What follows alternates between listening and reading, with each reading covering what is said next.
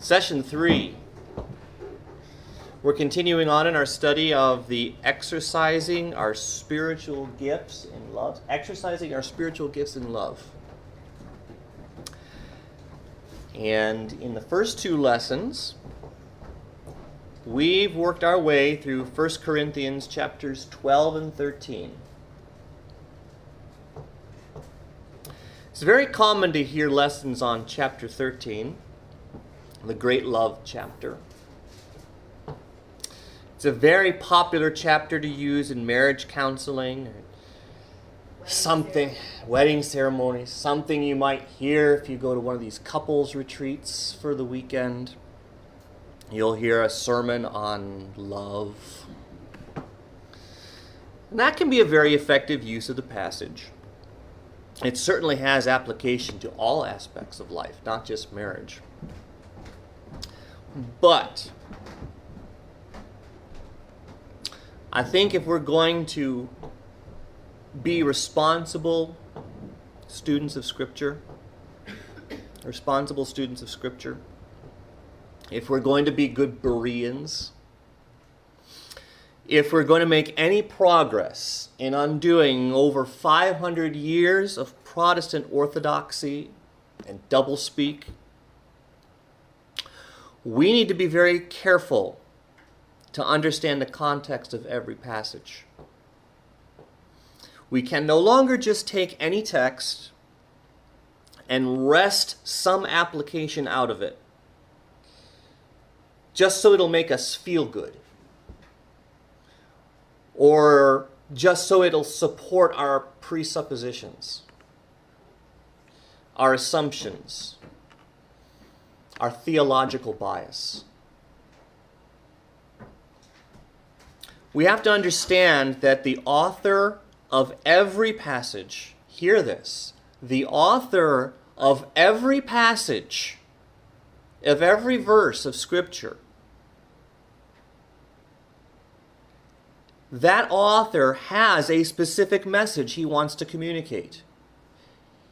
He has a message that he wants to communicate. I think it's very irresponsible of us to take any passage of Scripture and make it say what we want it to say. I think that's violating the author.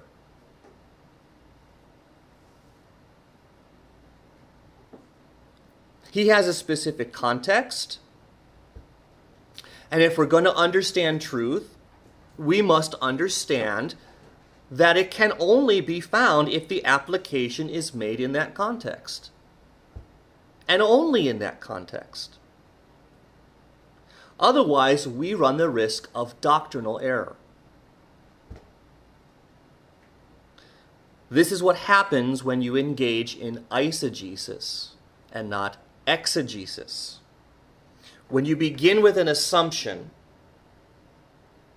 when you begin with an assumption and read that assumption into eisegesis, read that assumption into the text, rather than starting with the text, reading the text, and drawing a conclusion out of it, exegesis, drawing the conclusion from the text, out of, exegesis.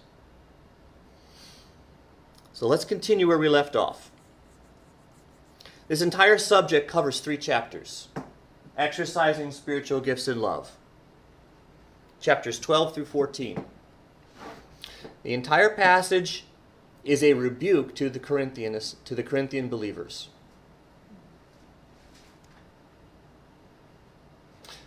And you know, it's not just this passage, it's the entire letter. And you remember, this letter is a response. Okay? There were some people in Corinth who snitched to Paul. They saw there were some really bad problems happening among these assemblies. And they wrote to Paul and said, "Do you know what's going on here? These things are going on." And so this letter is a response to that.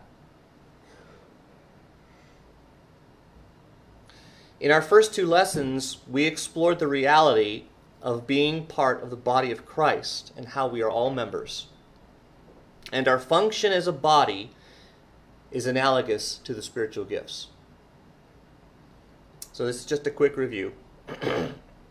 So Paul's first argument was that you can't all be the same body part.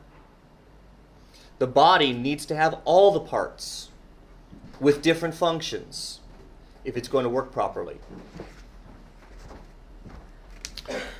His next argument was that by coveting after somebody else's gift, and in this case, specifically he was dealing with people who were coveting tongues, you are not showing love because you seek to edify yourself and not the body.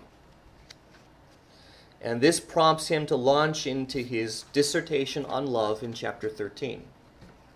And at the end of this dissertation, he makes the point that our gifts are merely an installment on our inheritance.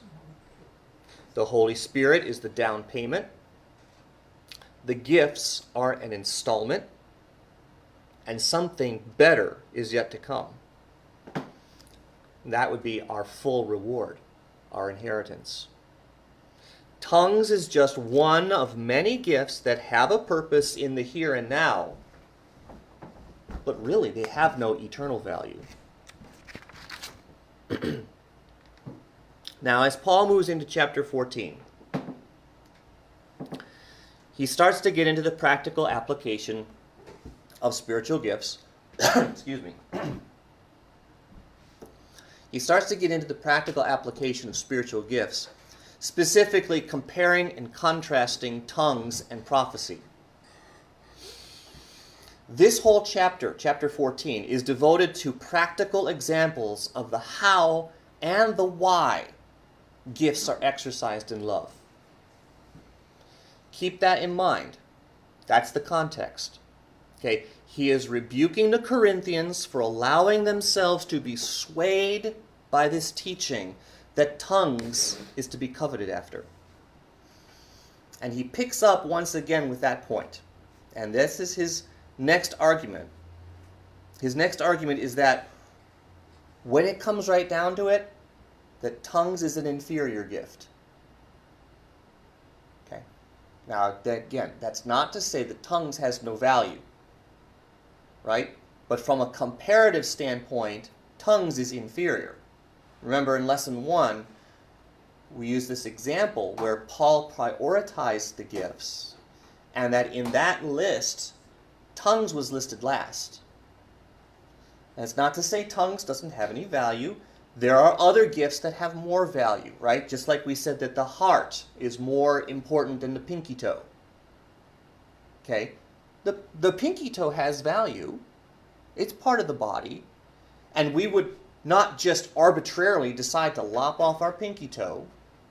Okay? We wouldn't decide because my pinky toe is inferior, I can just lop it off because I have no need of it.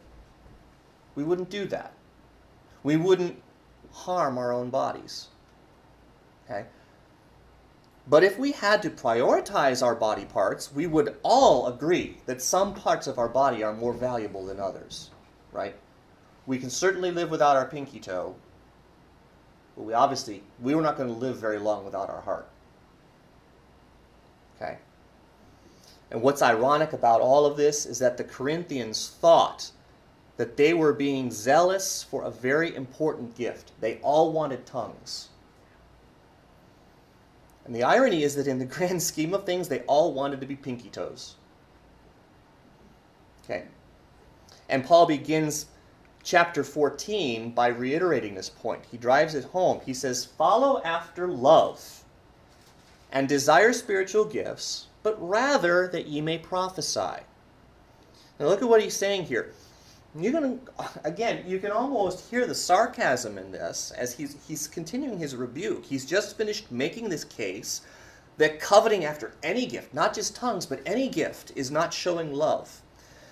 And to make that point even more profound, he says, you're not even coveting the best gift.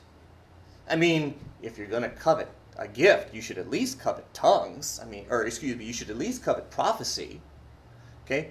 prophecy is a superior gift, right? It was right at the top of that list. So he starts out almost mocking them here, you know. You can just hear the snarkiness, kind of. So in this next paragraph, he makes the case why prophecy is superior and tongues is inferior. Why it's of lesser value. Why tongues are of lesser value. Why tongues are only a pinky toe. Look at verse 2 of chapter 14. For he that speaketh in an unknown tongue speaketh not unto men, but unto God. For no man understandeth him. Howbeit in the Spirit he speaketh mysteries. But he that prophesieth speaketh unto men to edification and exhortation and comfort. He that speaketh in an unknown tongue edifieth himself. But he that prophesieth edifieth the assembly. I would, or my desire, I would have it, my preference would be that ye all spake with tongues, but rather that ye prophesied. And the way to read this is I would that all you guys who want to speak in tongues, I would rather you prophesy. You understand that? The language is a little cumbersome here in the King James because King James is usually a direct word-for-word translation, and so the structure in the Greek sometimes makes these translations cumbersome. But the idea is, he's saying, my desire or my preference, all of you guys that want to speak in tongues, I would rather you sought to prophesy. For greater is he that prophesieth than he that speaketh with tongues, except he interpret, that the assembly may receive edifying. Here's his point. And again, this is just reiterating what I just said here. If you covet prophecy, now again, he's not condoning this. Okay? His whole case is to be thankful for whatever gift you have. Whatever gift the Spirit gives us. But at least if you covet prophecy, if you're coveting prophecy so that you receive a personal benefit, at least you're edifying the body in the process. Okay? Why? Because everyone's going to understand you. Everyone's going to understand what you're saying. With tongues, no one but you is going to be edified. Right? Unless what?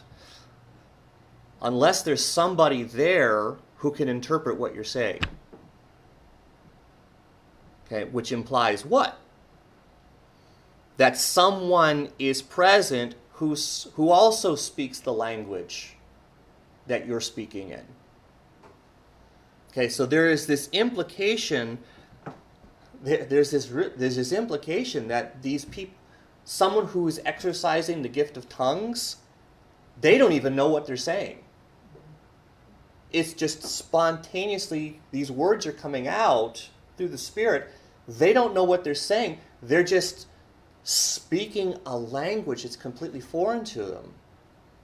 But it is still a real human language. But if you're speaking a language that nobody there understands, how is the body edified? It's not. And I'm going to talk about this a little more in a little while. But let's go back for a moment. Remember in Acts chapter 2.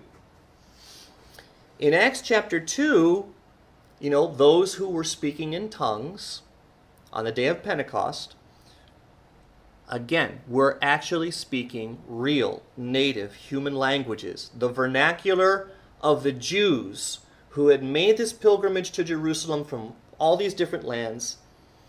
And to them, these tongue speakers sounded like the native speakers of these different lands.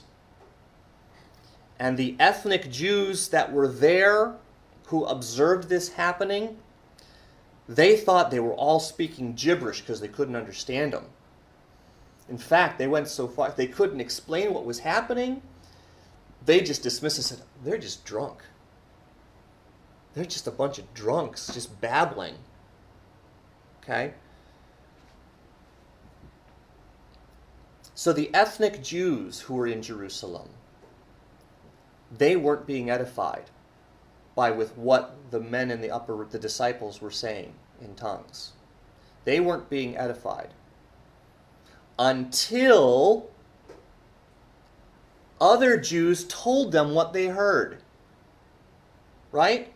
What did they say? We hear these guys. That's not gibberish. I'm hearing him talk in my language. And he's telling me the wonderful works of God. This isn't gibberish. I understand what he's saying because he's talking in my language. Okay? And Peter stood up and explained the purpose. He says, this is the fulfillment of Joel chapter 2. And so once all that happens, now you can be sure at that point, now many are being edified. Why? Who is being edified now at this point? Well, first of all, obviously, the foreign Jews who heard the wonderful works of God in their language. And then the ethnic Jews who saw the sign being performed. And once they understood the sign, and once they understood what was happening, many of them believed in the name of Jesus as a result. Now, as far as the Corinthians go, if we are to make the correct application here, comparing the use of tongues among these Gentiles with how we see tongues used in Acts, because that's where you've got to make the connection. Because these are the only places where tongues is referenced in the New Testament. If tongues were to serve any edifying purpose, there would have to be Jews present. Or there would have to be foreigners present who would then hear these teachings in their own words, in their own native language. And so it would seem to me that if there would be a valid and consistent use of tongues within the assembly, as Paul is speaking about here, if there was to be a valid and consistent use of tongues, it is with the purpose of bring edification to the body. Now, Paul goes on to use himself as an example. Paul says, what if, hypothetically, what if I came to you speaking in tongues? And here in this situation, he might even be referencing the first time he ever came to Corinth and brought the gospel to them, or any time after that when he would return to visit them to follow up on their progress.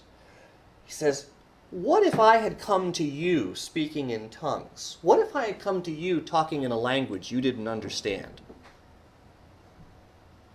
Or let's make this even more personal. Let's bring it down to where we are right now.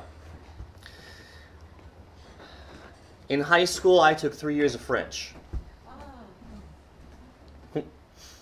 Now, I can hardly call myself fluent in French. I can conjugate a few verbs. I know a few conversational phrases. That's all I remember. That's really all I got out of 3 years of French in high school. I got by enough where I could pass the final exam and move on. I got my New York State Regents diploma. I met the qualifications. I'm good. Okay?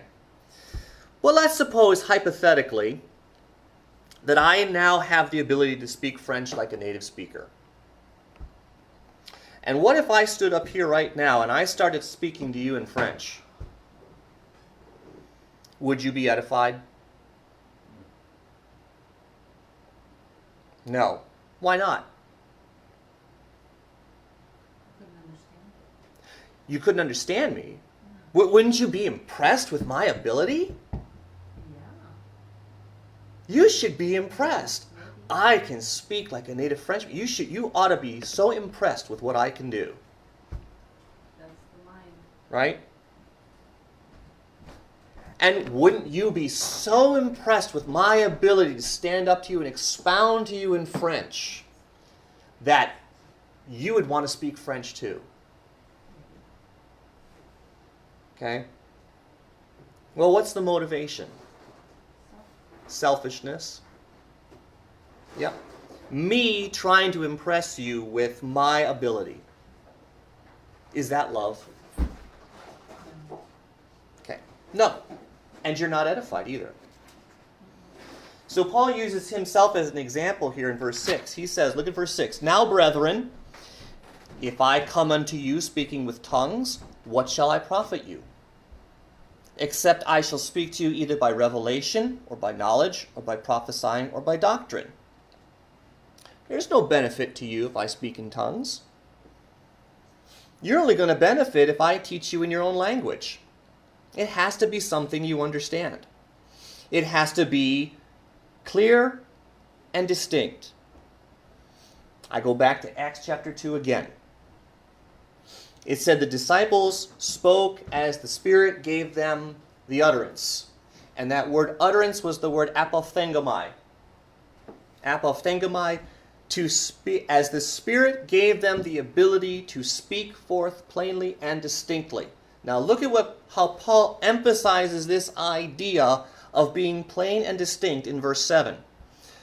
Even the things without life-giving sound, whether pipe or harp, except they give a distinction in the sounds, how shall it be known what is piped or harped? For if the trumpet give an uncertain sound, who shall prepare himself to battle? There's the metaphor. Now he ties the metaphor to reality.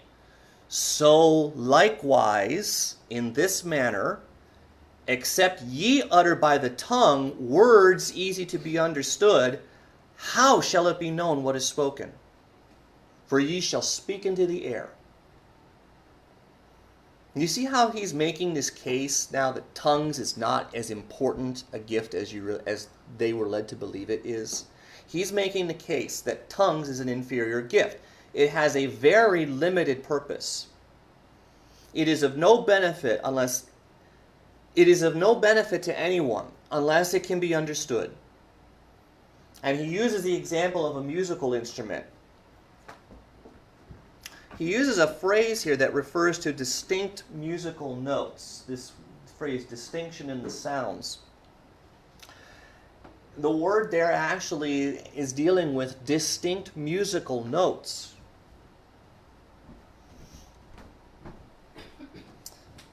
Perhaps we can think of it this way.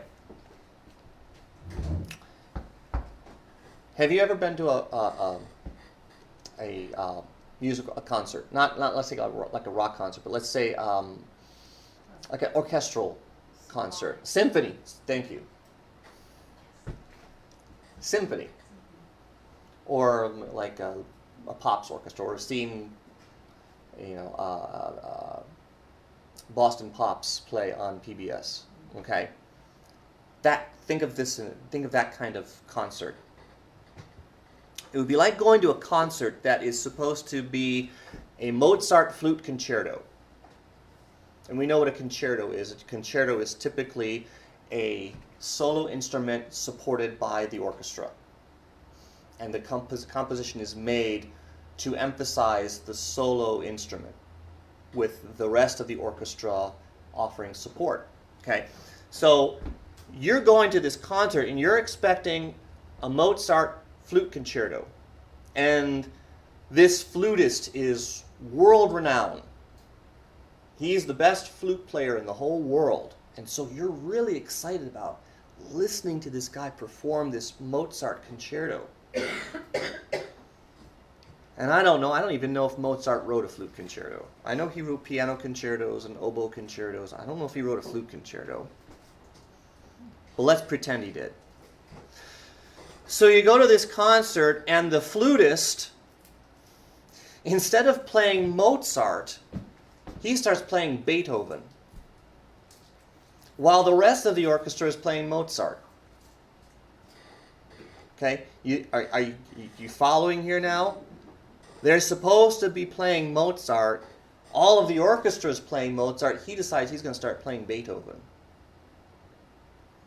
What are you going to have? an unintelligible mess.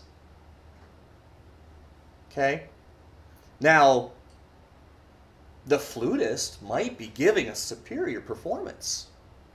He might be playing Beethoven the best he ever has. Remember, he's the best flutist in the world. And he's just playing his heart out, playing that Beethoven piece. And he would probably be very impressed with himself. But everybody in the... Excuse me, I feel a sneeze coming on. Everyone else in the orchestra is going to be looking at him like, dude, what are you doing? We're supposed to be playing Mozart here. People in the audience, they've paid good money to come hear this orchestra play. People in the audience, they might even start booing. Wait a minute, why would they boo this? Why are you booing me? I'm the best flute player in the world. Why are you booing me? Because they came to hear Mozart. They came to hear a famous flutist, and he might be good, but I can't tell if he's any good. He's doing his own thing there. I can't discern what he's playing. Because all we have is this cacophony, unintelligible mess. Or suppose you have an army. Back in the days of the American Revolution, and the commanding general wants the reserve battalion to go in and support the front line. And so he sends a message by courier to the bugler of that company, and he wants the bugler to play the call to support. That's really how they issued commands on the battlefield. That was the most effective way back then to issue commands. They would send a courier to the bugler, and the bugler would play a call, and based on the call that he played, that would inform all the company leaders what to do. And so he sends this message to the bugler to play the call to support, and the bugler starts playing Yankee Doodle. Now, he might be playing Yankee Doodle the best he ever has in his life. But the battalion is going to hear that during battle, and they'll be like, what's that supposed to mean? What am I supposed to do with that? Are we supposed to charge? Are we supposed to retreat? Are we supposed to flank right? I don't know, but man, can that guy play the bugle? No, it's useless. It's unintelligible, useless noise. It doesn't edify anyone except the one doing it. And that's not using your gift in love. But Paul doesn't stop there. If nothing else, he's really thorough when he develops his arguments. Now, he uses tongues as a language itself. And this, I think, is even more support to this idea that the gift of tongues is a real spoken human language. And now he talks about the importance of language. Look at verse 10. There are, it may be, so many kinds of voices in the world, and none of them is without signification. None of them is without signification. The word here for signification, or without signification, is aphonon. Aphonon. And here you have the prefix a, means not or without, okay? And phonon, which has to do with making sounds. Okay? There are no languages that are without sound.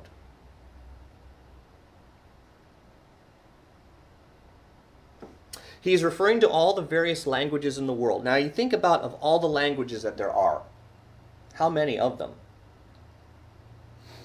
I don't know. I couldn't even begin to venture a guess how many languages there are in the world. But none of them are useless. Okay? None of them are useless. None of them are without meaning. Each language has its own ability to communicate. It's the purpose of language. Each language, because the language by definition is able to be understood. Each language is distinct. Now, if I can't understand the language, what does that make me to be? If I can't understand somebody's language, what does that make me out to be? See, this is now this isn't actually speaking to the language. This is now actually speaking not only to the person speaking it, but the person who's hearing it now is in focus here. Okay? If I can't understand the language, therefore, verse 11, if I know not the meaning of the voice, I shall be unto him that speaketh a barbarian.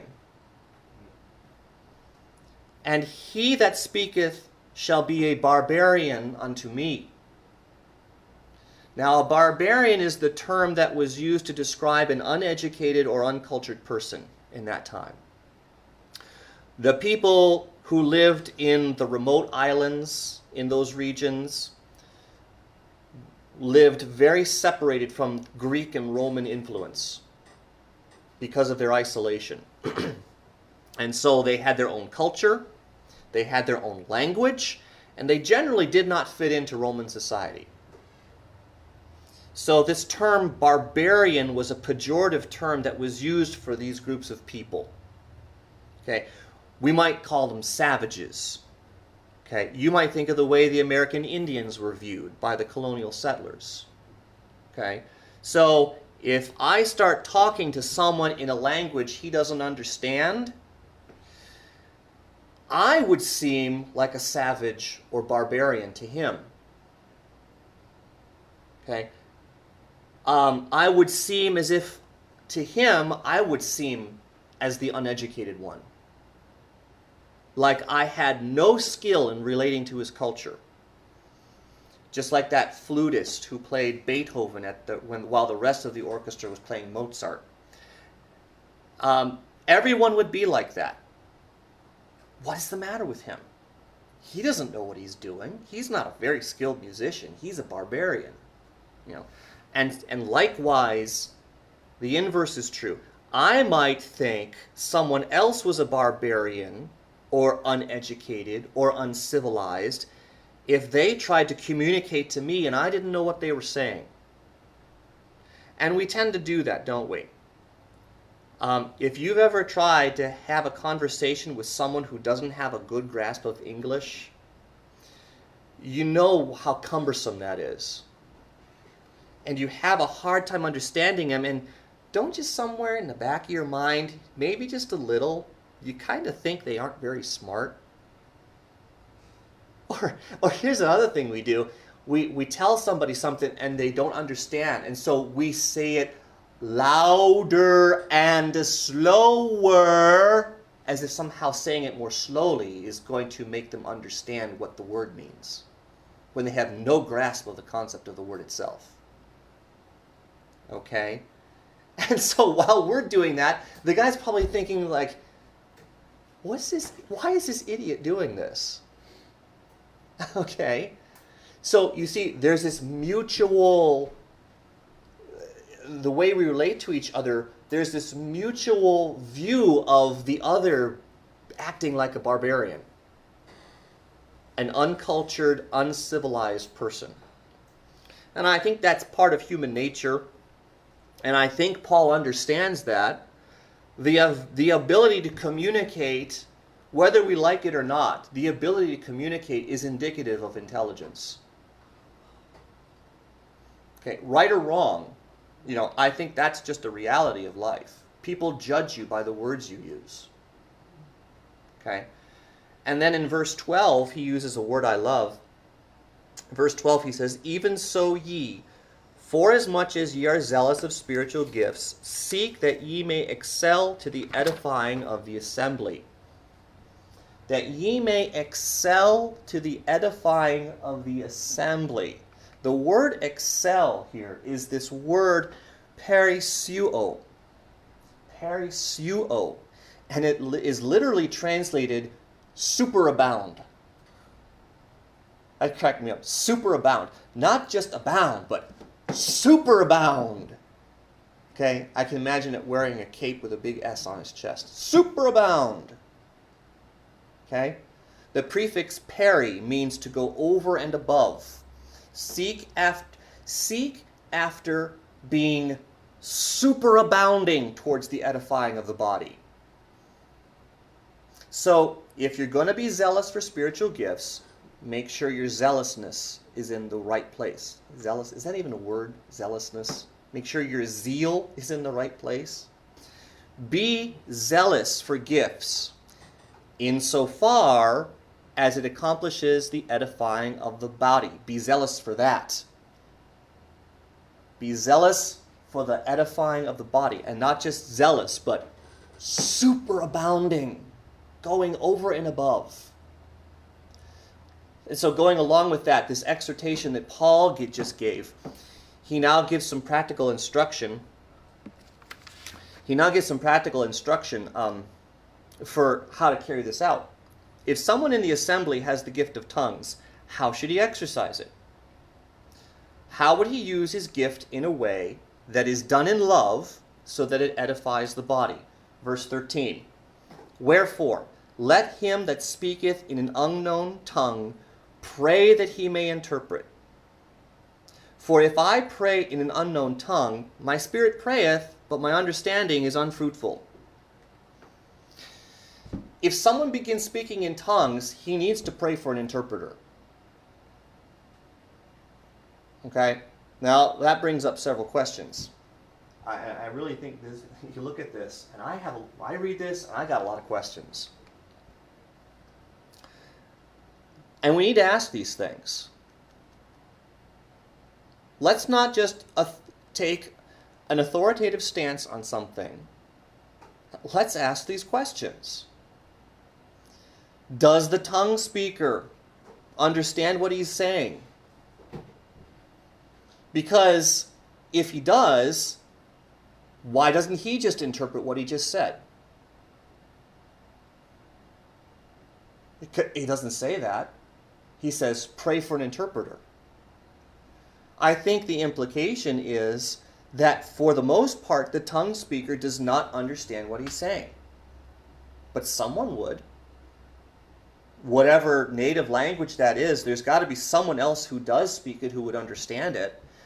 Now, Paul says, let him pray that someone should interpret. So, does that mean that he prays in tongues? If he doesn't understand what he's saying, how can he pray for an interpreter? And I don't know that I have the answer to these questions. I'm just asking these things. We need to think about these things. If he doesn't understand what he's saying, how can he pray for an interpreter? Does that mean someone else needs to pray for an interpreter? If someone stands up and starts praying in tongues, is somebody else in the assembly immediately supposed to start praying, Lord, send somebody to interpret this? Or, I pray that there will be somebody here who can understand this. I don't know. So there's all these questions, and I don't know if we can answer them. You know, I'm with Paul Dosey on this matter, and this is what we mean when we say we're coming out of a Protestant dark age. There is so much that we are reclaiming here. We're undoing over 500 years of orthodoxy, and there are these kinds of questions that the laity needs to be asking. We need to be earnestly trying to find out the answers to questions like this. We don't just take it and just... we could easily read that verse and just gloss right on by it and not even give it a second thought. But I challenge the laity, when you read a verse like that, you need to ask your question. Figure out what questions you should be asking. That's the only... I think that's where it's got to start. And then our study then of the Word needs to be in a desperate search, not desperate, a quest to find out the answers to these questions. That's your part. That's what you all should be doing. That's what all of us should be doing. It's going to take a lot of work, but we are bit by bit, putting the pieces of the puzzle together. But I think what the Apostle Paul is doing here is setting up a test for authenticity. He's allowing for a way for those in the assembly to discern if someone who is exercising tongues is exercising a real gift or a counterfeit one. Let me show you something here real quick. This might be off topic, but this is a good example to illustrate what I mean. Take your Bibles, turn real quick over to 2 Timothy. 2 Timothy chapter 3, verse 8. 2 Timothy chapter 3, verse 8. In Paul's second letter to Timothy, in chapter 3, he's warning Timothy about false teachers coming into the assemblies. And he's describing what they look like. What do they do? And then he gets to verse 8 and he compares them this way. Now as Jannes and Jambres withstood Moses, so do these also resist the truth. Men of corrupt minds reprobate concerning the faith. So he compares false teachers to Jannes and Jambres. Now who is Jannes and Jambres? You can do a search in your Bible and you will never find the names Jannes and Jambres mentioned anywhere else in the Bible. But these are the names that are traditionally given to Pharaoh's magicians. Okay? You remember Pharaoh's magicians. You remember what they did. Okay, God told Moses to go perform certain signs before Pharaoh. Let my people go. Okay? He told him, take Aaron's rod and throw it down in front of Pharaoh, and the rod turns into a snake. And then he picked it back up, and it turned back into a rod. You remember this? Okay? And what happened? The magician said, oh, that's no big deal. We can do that too. Watch. And they threw their rods down, and their rods turned into snakes. Okay? There's a problem, though. Moses' snake ate up their snakes. Okay? But here's the point. Jannes and Jambres were able to reproduce the same sign that Moses did. The only difference is what Jannes and Jambres did was counterfeit. 2 Timothy 3:8 uses this word reprobate. But what reprobate means is counterfeit. Okay? Now, we hear the term reprobate used in Christian circles, and reprobate is usually used in the terms of referring to a worldly Christian, a carnal Christian. Okay? But that's not what reprobate means. Reprobate means counterfeit. Counterfeit. Now, what does counterfeit mean? Think of counterfeit money. It looks real, same size, it's got the same markings on it, feels real, maybe. If they did a good job reproducing the paper it was printed on. Okay? And listen, unless you know what to look for, you're going to have a hard time telling it apart from the real thing. And that's how Paul describes false teachers to Timothy. They come in, they look real. They sound real. They use the same verses of Scripture that we use, that we're familiar with. And they might work some of the same signs. But their deception is subtle. So you have to know what to look for. You know how the feds train people to identify counterfeit money? Study the real thing. They don't study the fake bills. They spend all their time studying real bills.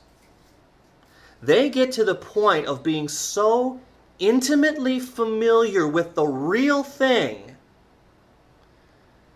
what it looks like, what it feels like, that when a fake one passes through their hands, they could tell it immediately. False teachers are like this. And Paul wants Timothy to be so familiar with real doctrine, sound doctrine, that when false teachers come in, they give themselves away immediately. And you know what? Just on a personal note, And Paul, you can probably identify with, you probably echo this sentiment. We've been dealing so much here with Protestant orthodoxy and their doublespeak and the words they use. We can identify immediately. You read an article on desiring God or any of those guys, you don't have to get 2 sentences in. You know exactly where he's going and exactly what he's going to say. You get to identify it just like that. Okay? I think he's doing the same thing here with tongues. Because remember what I said in lesson 1, that there must have been this teaching working its way in, teaching that these Corinthians believers needed to be earnestly seeking after the gift of tongues. They all wanted tongues. And we all know, we've established, some people will have had the gift of tongues already.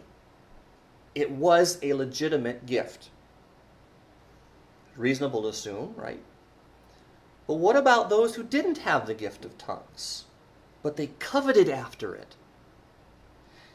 Is it possible that in their desire to speak in tongues, that some of them may have developed a counterfeit form of it?